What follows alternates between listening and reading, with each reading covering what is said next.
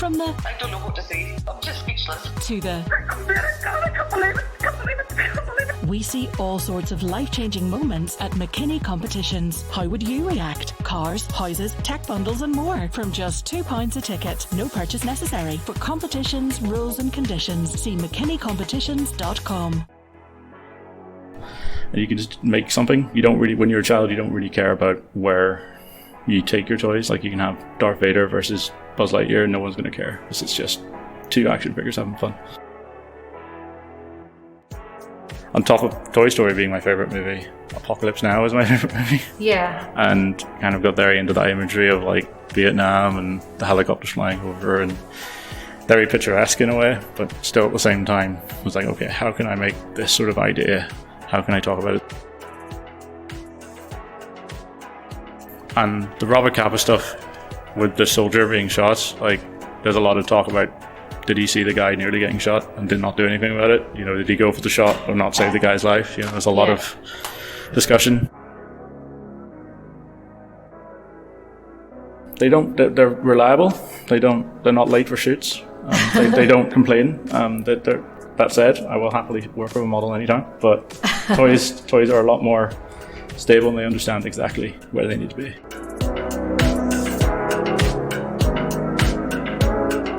You can call him Jolly Bearded, or just Seb.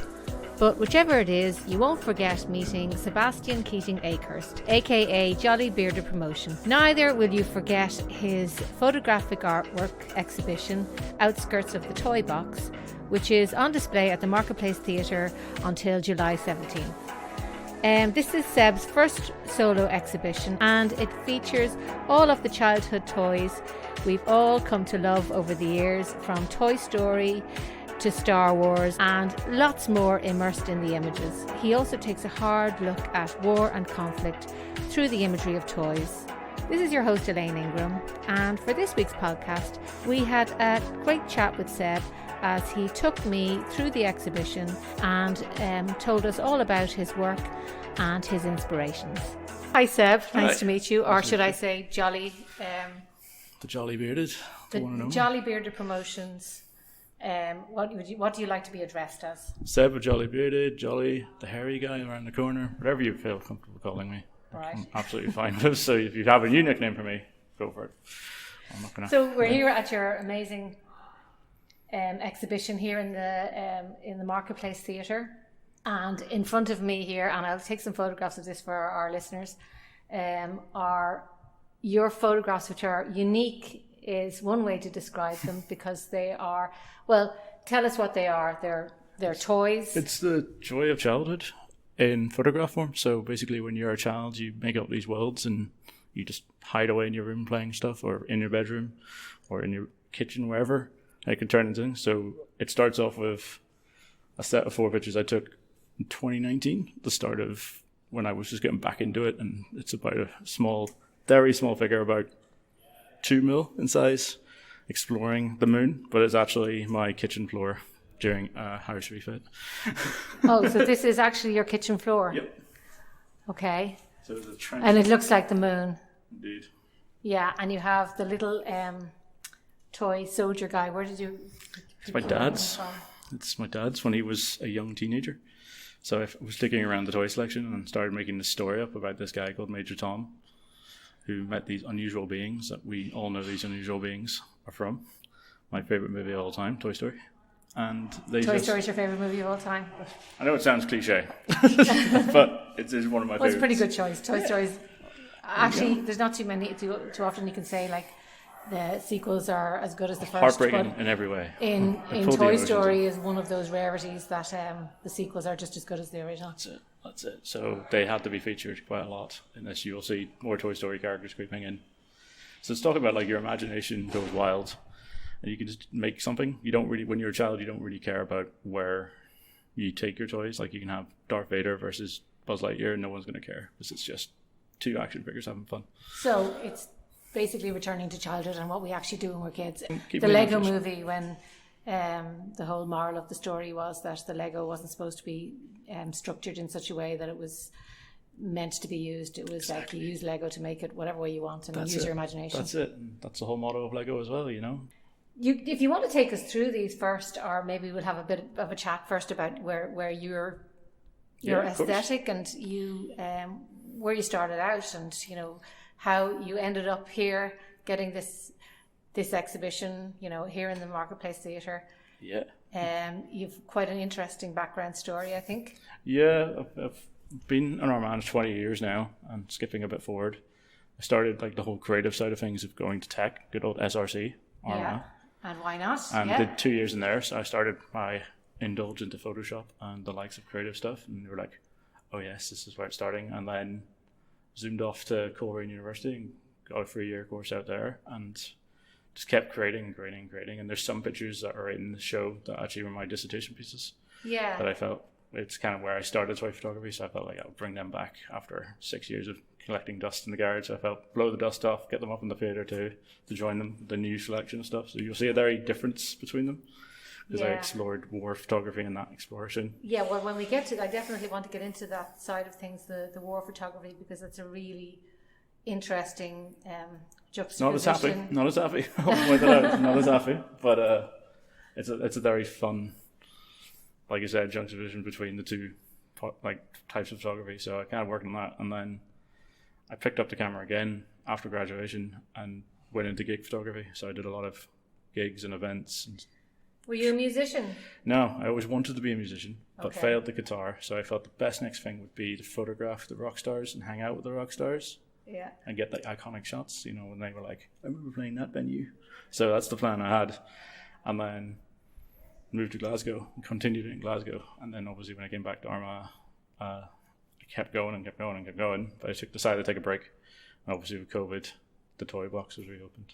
Yeah. And this is what happened. Figuratively and literally. Yeah. So that's what's going on. So you've always been driven by your creativity, is that? I've always had a coloring pencil or a pencil in my hand trying to draw something. So did you start out drawing before you took up the camera? Yeah, when I was younger, my mum always encouraged me. Mum and dad always got me notebooks and colouring in pages, you know, when we were on the flight to keep you quiet, and kept drawing, and then obviously developed more. And now we've been playing around with photography. I've still got a book of scribbles that look like, if I showed you the book, you'd be like, that's definitely not the picture. That's just me just drawing out the idea really quickly and then finding the right toy to go into that story. So yeah. So toys has always been, you know, an aspect of. It's been a fun one. You know, they're reliable. They're not late for shoots. They don't complain. That said, I will happily work with a model anytime. But toys are a lot more stable, and they understand exactly where they need to be. Sometimes they fall over. Unlike animals or small children. Yeah.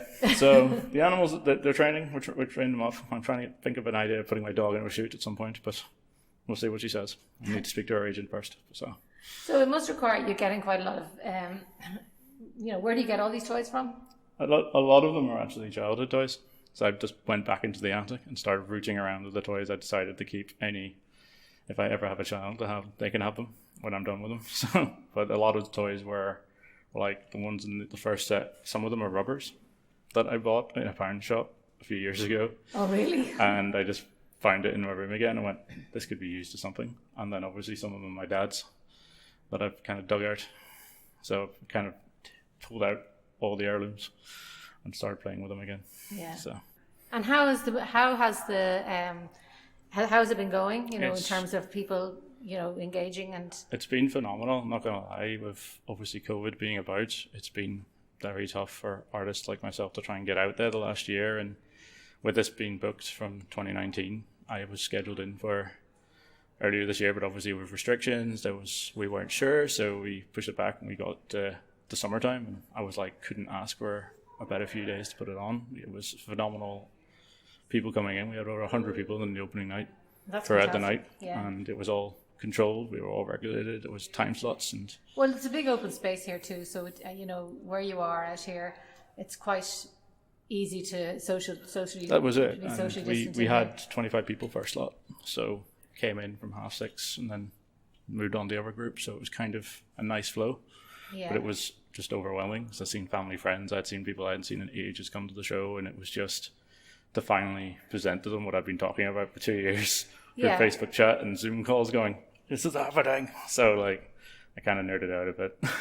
So, Yeah, it must be. Is it quite frightening having to, the logistics of everything when you're... nervously exciting. Yeah. So you're like really, really nervous about it, but at the same time you're like jumping up and down with joy because you And finally you're probably get to do it. praying that people see what you see. I've been jumping around everywhere to kind of put them up. The Crackpot in town was my first kind of local place. I reached out and said if there's any chance I could put some stuff up in there, and they allowed me. So I've got like 6 pictures up in there as well. So it's kind of just the networking is pretty fun. That's what I missed last year with COVID. We couldn't network. So I really enjoy meeting new people like yourself and just showing what I have to go. So Well, that's quite, your stuff is very unique, obviously, but it's also quite a unique trait for an artist to have, because a lot of times, people that are in the arts are very good at creating the stuff, but maybe not so good at marketing it, because they're like, different ends of the spectrum for a lot of people. But you seem to be quite extroverted and able to get, publicize yourself out there. Since I started Jolly Bearded back 6 years ago, I went to town with promoting everything. Lack of sleep was very strong. Capa became my new best friend, but I had Jolly Bearded presented on guitar picks, and for the musicians I had bottle openers made with I've got badges and stuff, and patches and stuff, and it's all, I just went, that's if I'm going to do it, be cemented that I'm going to leave my mark. So where did the name come up with? Obviously you've got the beard and the jolly, but was that just a moment of inspiration and the promotions? It was a Twitter name.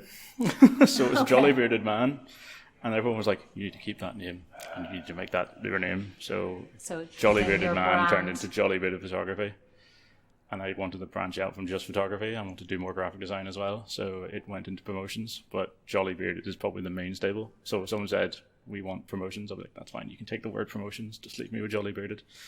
So I've started like hashtags like Jolly Bearded Approves, Jolly Bearded Professional, like just all over the place, the name. So even to the point nicknamed Jolly in Scotland now. I've got half of Glasgow call me Jolly. So you're well known over there. Well, it's one way to get people to remember you. That's it. Yeah. It's like, yes, you have to promote yourself if you want to get your work out there. That's the way it works. I want to ask you about some of the war photography stuff. Yeah. Now, that was part of your dissertation, wasn't it? Yeah. That's really interesting. Can we just take a look at them? Some of them, and we can go back down here. Up here, so. Oh, they're upstairs. So, what I wanted to ask you, is, well, the obvious question of toys and war might seem as very, very different ends of the spectrum altogether. And to use toys when you're expressing war might seem slightly morbid. I know. Morbid, but very, very interesting. I mean, if you even look at generals in war, they use toys. Yeah. Was that any shape or form of your thinking? Strategy when they're laying out their strategies. So I kind of like the idea of studying war photography in a way. But unfortunately, as a post-grad 21-year-old, no one wants to send you to Iraq to do photography. So I followed the next best thing and started investigating toys and work. And I found this photographer called Brian McCarthy based in LA. Yeah, I was reading that, And he's a big influence on you. Yeah, he was a massive influence. And since then, we've become Facebook friends now. And we've kind of exchanged, I've exchanged some of my work and told him he was a big influence for it. And he's touched. But he did a lot of work that was based in war-torn countries where the kids would draw out the trauma and he would recreate that through toy. Yeah. So childhood toys that he would find in that country. So I was like... So it was a very bittersweet sort of thing. Yeah, so it kind of helps the child as well. But I kind of thought about it, talked about the lack of imagination. When you look at the war toys now, from this perspective, you're like, okay, that's actually a really nasty toy to give a child. Because one of the toys featured in this is like a guy that's literally being shot and falling to his knees. And I'm like, that's a toy. So I got really quite alarmed by that. But on top of Toy Story being my favourite movie, Apocalypse Now is my favourite movie. Yeah. And kind of got very into that imagery of Vietnam and the helicopters flying over, and very picturesque in a way, but still at the same time I was like, okay, how can I make this sort of idea?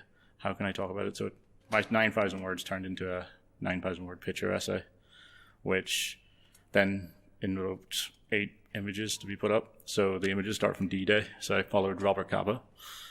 And if your pictures aren't good enough, you aren't close enough, was his famous line.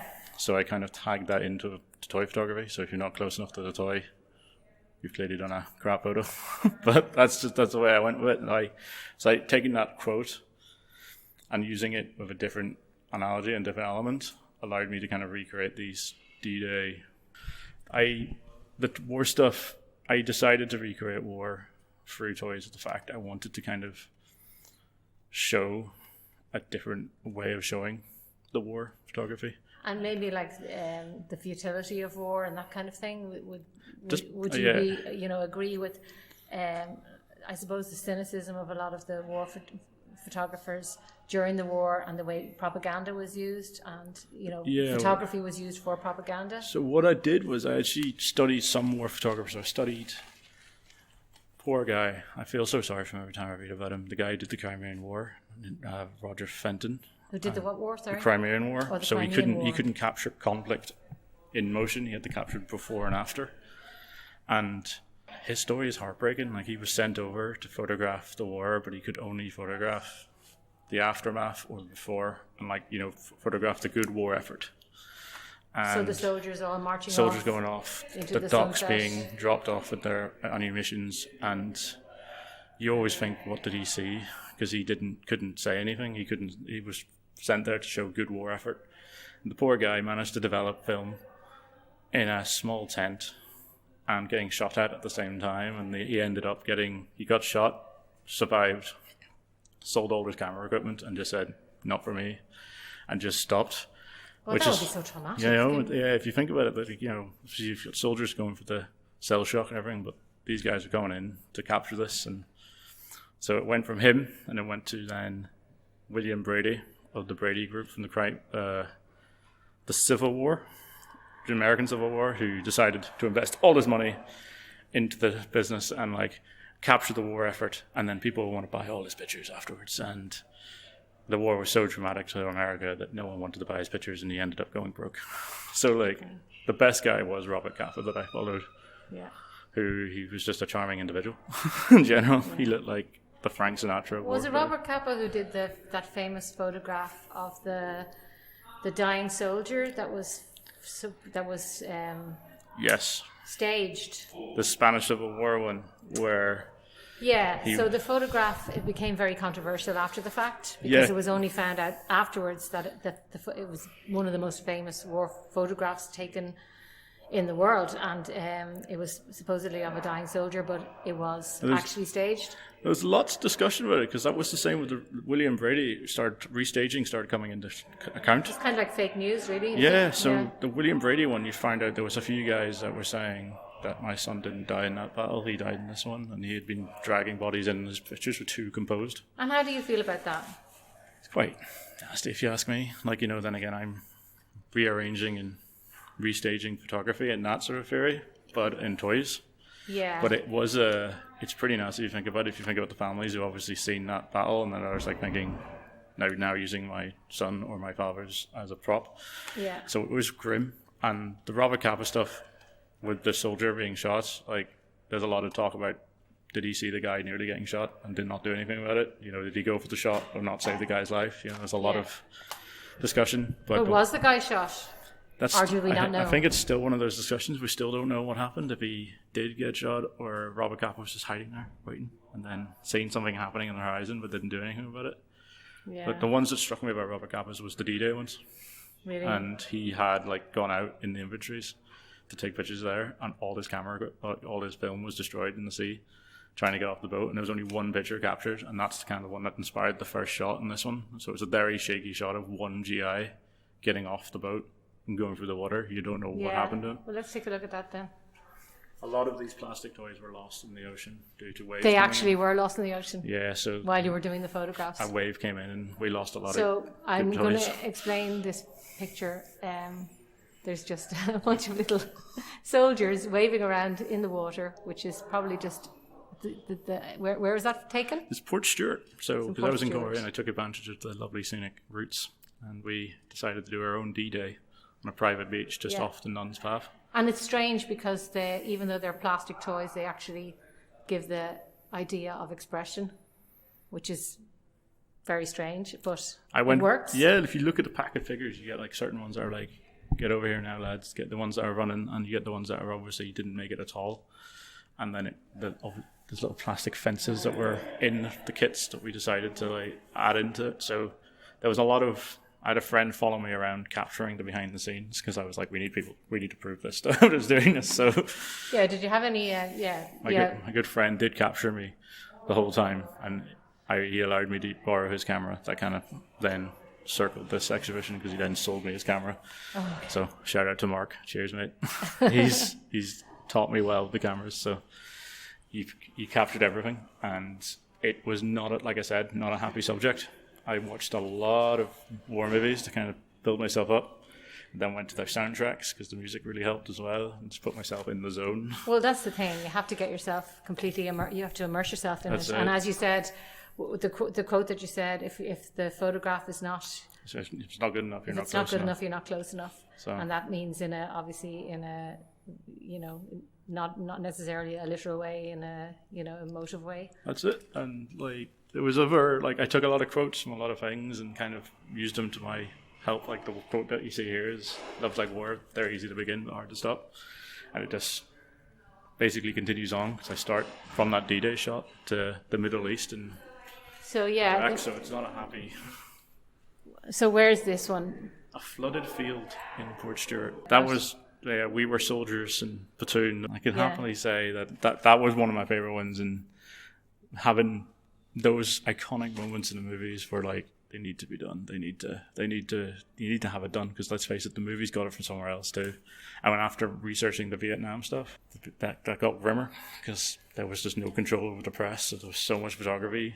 So do you think that the photography actually helped the backlash against the Vietnam War because there was so much out there? I think it does because it did cause a lot more protests about it, and there were a lot more arguments, and people weren't going there to do the good war effort for America. They were there to photograph what they seen, and they got publicized and published, and it got more and more darker. I managed to get into last week down to a show in England to Don McCullough, who did a lot I saw that show in London, and I was actually going to ask you about that. Yeah. And I came out of that in tears. I've seen a lot of people going in and crying. In the middle of the day, and I think I was actually going to a wedding afterwards. So we decided to go and see it on the way. It was just, heartbreaking. And his own story of, you can see how difficult it was for him as a war photographer. Fair play, you know what I mean? Like, I thought I had the strength to do it for a while. I wanted to be a conflict photographer, and I just couldn't. I'm too sensitive. So you happily say the jolly bit of photographer is a sensitive guy. Like it. But you can do it with toys. Yes, I can do it with toys. With the likes of Don doing that and allowing himself to put it, and he wants to do it. The fact he wants to show the world, the world, and not just the happy side of it. Yeah. Which fair play to him. Sorry, this is the jolly bit of photographer isn't usually this sad. I get we can get better, but yeah, like. Well, no, this stuff is really important. It really interested, like watching it. I was just like, I went to that show. My dad said, "Do you want to come to the show? We're in Liverpool for the day," and I went, "Yes, let's do it." And googled some of his stuff, and I went, "Let's do it." It really is well worth seeing, but it's also really, really harrowing. Yeah. But these are things that kind of have to be seen, don't they? Yeah, I think they do. I think it's like, photographers have a role. This is the one, the life. Tell us about this. This was who you were talking about. This is my favorite one. This is the one that this is taken at the top of my road in Armagh on a building site, and it says it's a Life magazine cover. Says the blunt reality of war in Vietnam, with G.I. Joe type soldier. Good old action man. Standing, staring through. So the idea, So the idea of this one, I think he's standing over the militarized zone and seeing the destruction that you imagine that he's probably staring at.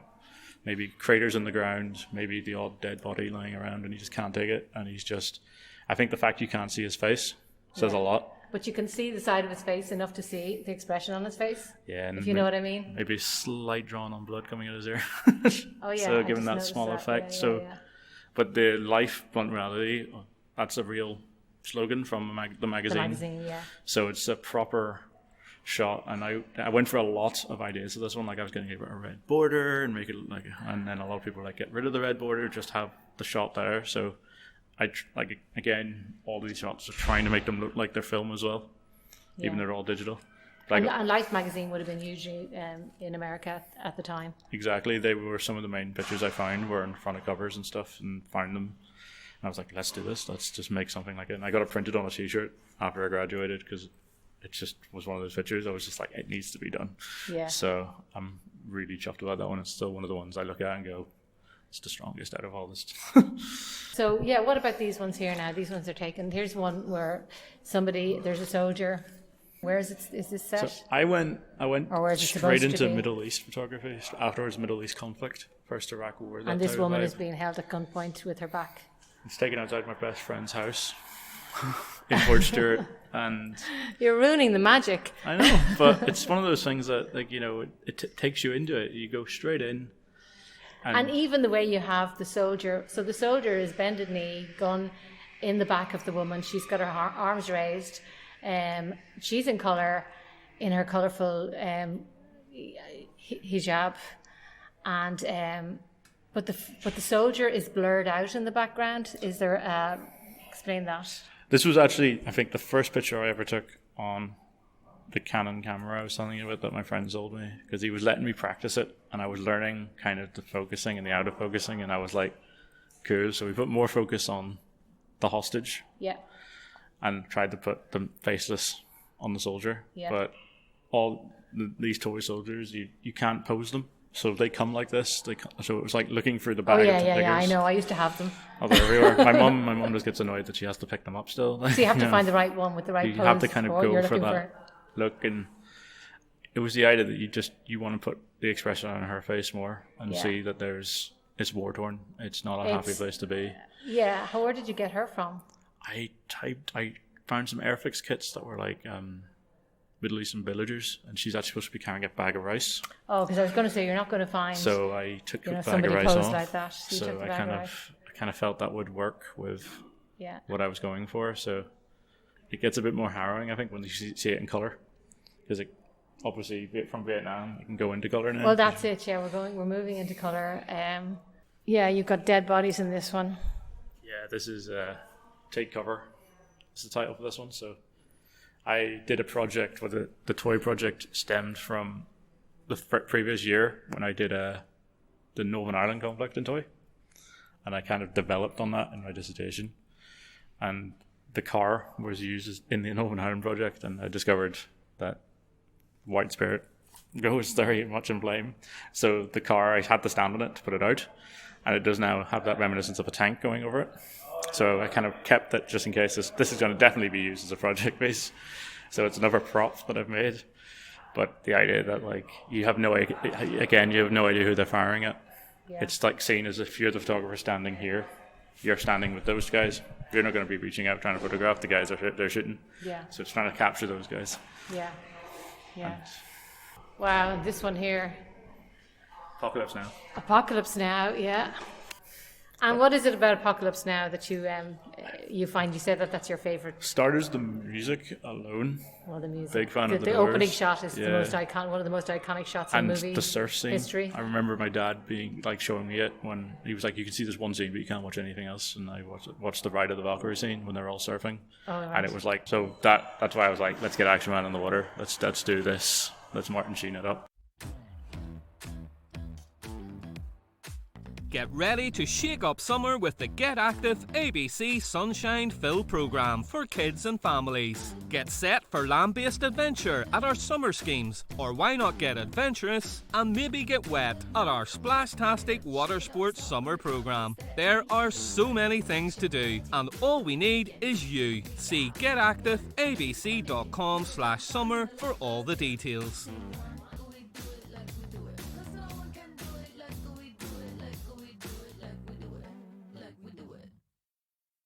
And now we have Woody. Bounty Hunter Woody. This is the Toy Story 5 premise they haven't made yet.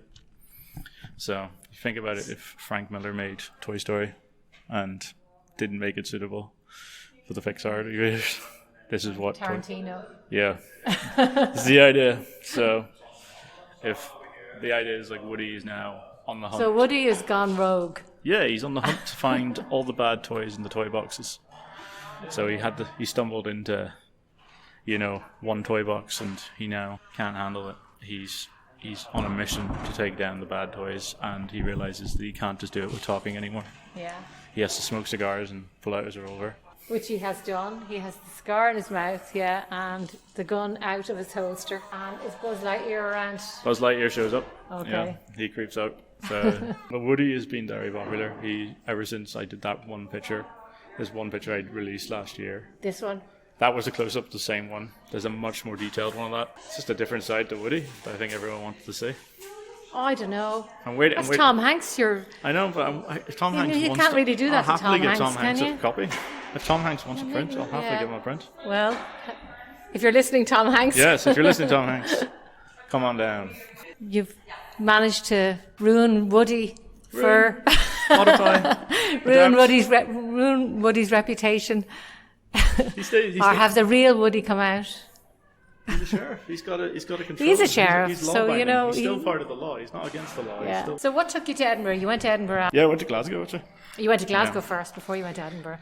You lived in Glasgow, and what were you doing over there? Were you I moved out there just kind of on the spur, to be honest with you. I kind of just went out and just explore a new city. Because I'd done San Francisco after graduation. Ended up meeting a lot of creatives like myself and other musicians. I got up to Edinburgh for a bit to do the Edinburgh Fringe. You were in the Fringe, yeah. All the pictures I took were used as promo the whole way through the Fringe, so my Twitter was just exploding. So that's brilliant. And have you any plans on doing more stuff for the Fringe in the future? I would love to. I've still got a connection out there. Sort of just waiting to see where this takes me and see where I can get out. Because I know it's not easy to...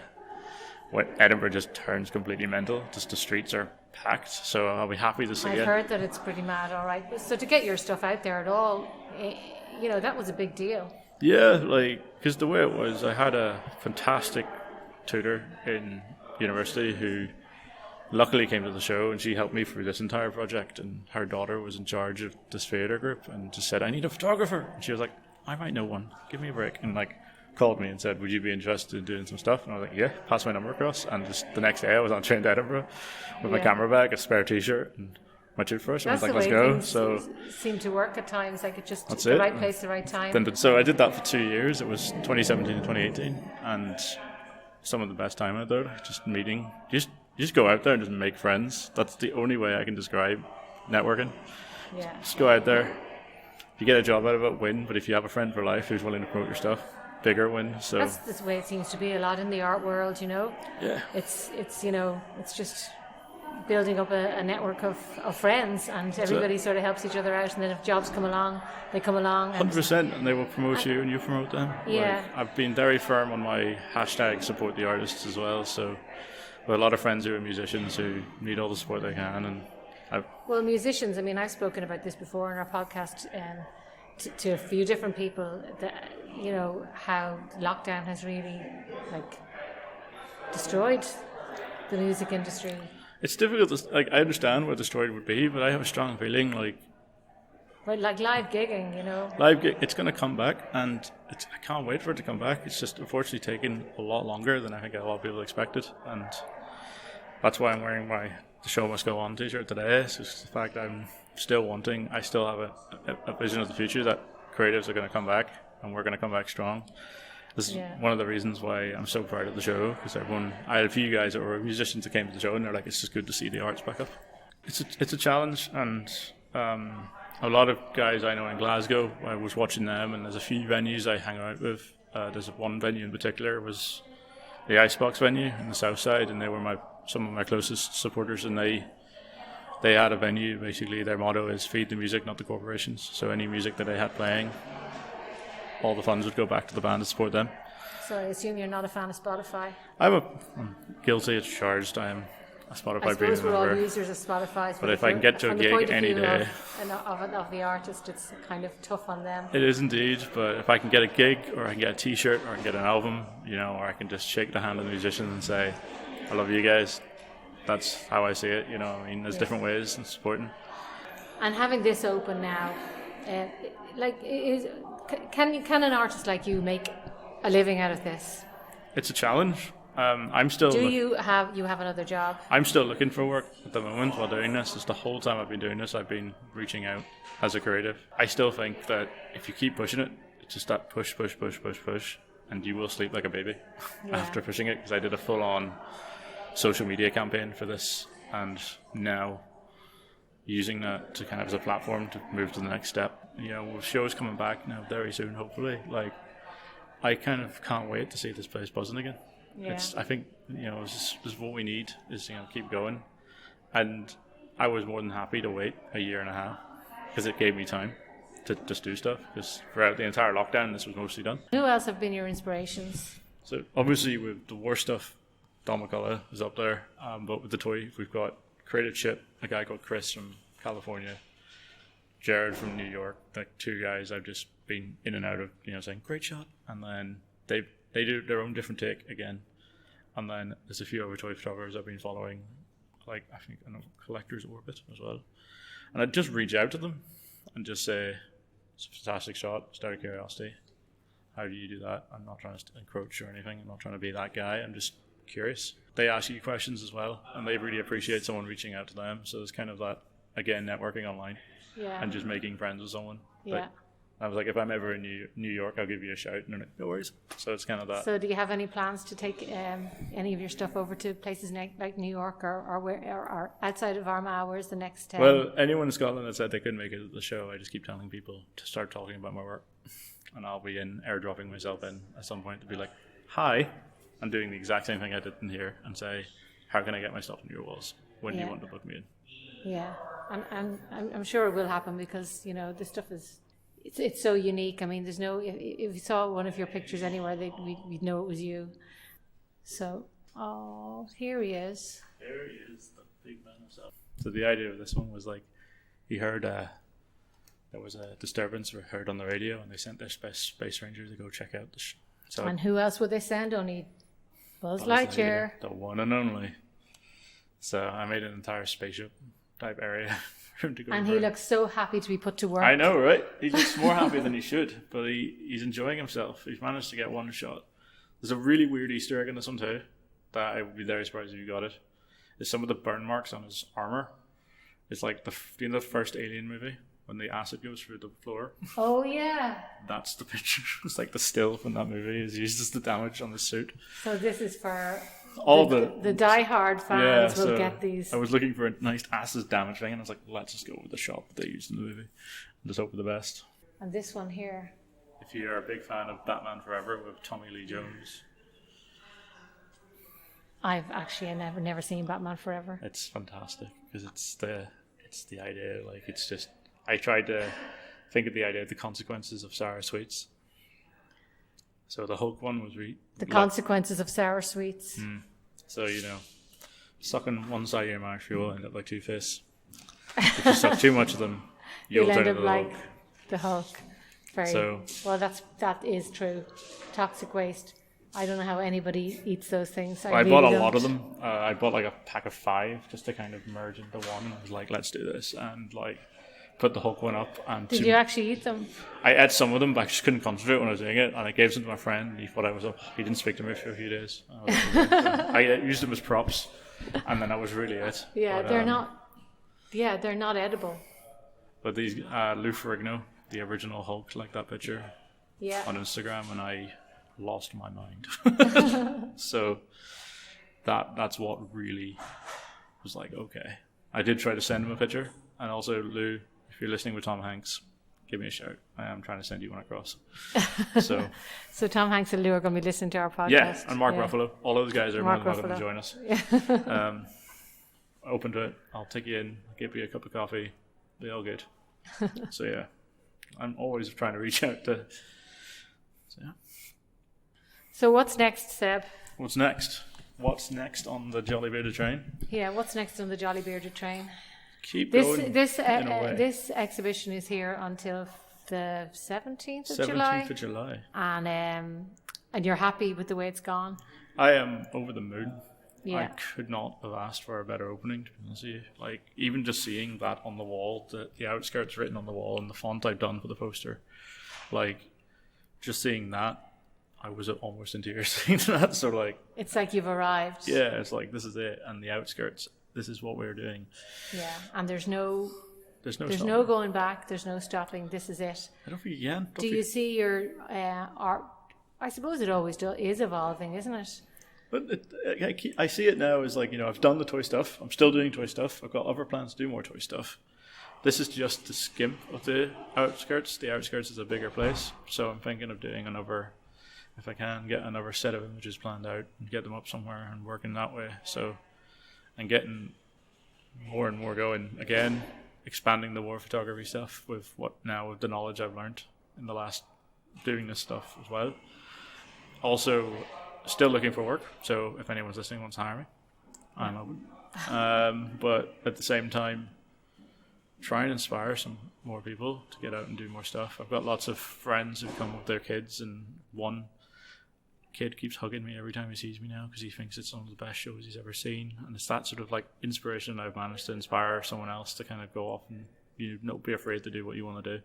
Yeah, and and to go out there, and if it is anything in the art world, like to pursue it and not be afraid that it's, you know, it's not. Just do it for yourself at the end of the thing. And like, when I look at this, and I think it will be an emotional day when I take it down, but I know it's just the start of something. Yeah, you're only taking it down. You're going to pack it away in the toy box and you're going to move it on somewhere That's else. it. I'm going to be donating some probably. I have plans to do that and maybe give some to some people. And hopefully you'll sell a lot. Yeah, that's, again, you know, even when the first person bought one picture in here, like, I looked around and I seen the first red dot and I was like, what?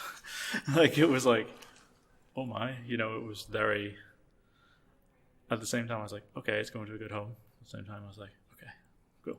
Didn't expect that. Yeah, do you feel like you're losing something when one of your pictures has gone to somebody else's home? Is it like Toy Story? I've still got the action figure, that's the thing. Like, so I can, you know, I see it, if someone says to me, I really love it, and I wanted to have it. So somebody got to take Woody away. And I turn around and go, you know what? Thank you so much. Because it's very difficult to express for me in a way that you could probably see it in my face more. It's phenomenal just to see that sort of someone's willing to actually go, I'll support you, mate. Yeah. Just keep it up. And see something in your pictures, because that's the way photographs and paintings are. They're you know, in the eye of the beholder. So whatever people get from them, you know, is whatever they get. Exactly. From them. It's a very personal thing. Okay, well, thanks very much, Seb. Thank you very much. Jolly Seb. Jolly Seb. Hairy guy again. Thank you so much. Thanks for listening. I hope you enjoyed that chat with Seb, and I hope that you got to conjure up some of the images as we went through the exhibition. But I do urge you to go and see it before it's finished on July 17th. It really is very interesting, and there's some great pieces of art in there. Remember to keep getting all of your news from Armagh Eye, and I hope that you join us next time for our podcast.